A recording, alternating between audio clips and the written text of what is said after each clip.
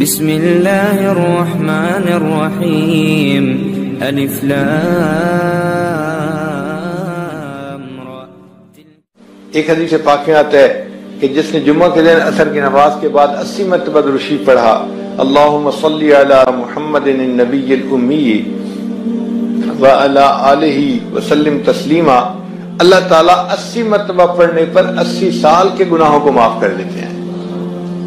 اب آپ غور کریں، عام طور پہ عمریں تو 80 سال سے کم ہی ہیں آج کل۔ نبی صاحب نے فرمایا میری امت کی اوسط عمریں بین 70 و 60، 60-70 کے درمیان ہوں گی، اور آج کل 60-70 کے درمیان ہی لوگ چلے جاتے ہیں۔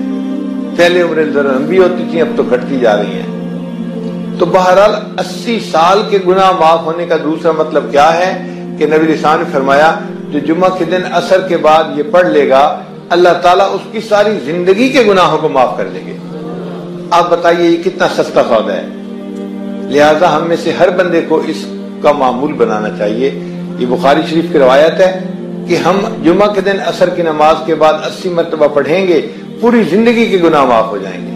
گھر کی عورتوں کو بھی اس کی تلقین کرنی چاہیے کہ وہ جمعہ کے دن عصر کے بعد بچوں کو بھی پاس بٹھائیں اور گھر کے سارے لوگ 80 مرتبہ یہ درود شریف پڑھیں، تاکہ یہ سعادت نصیب ہو کہ پوری زندگی کے ہمارے گناہ معاف ہو جائیں۔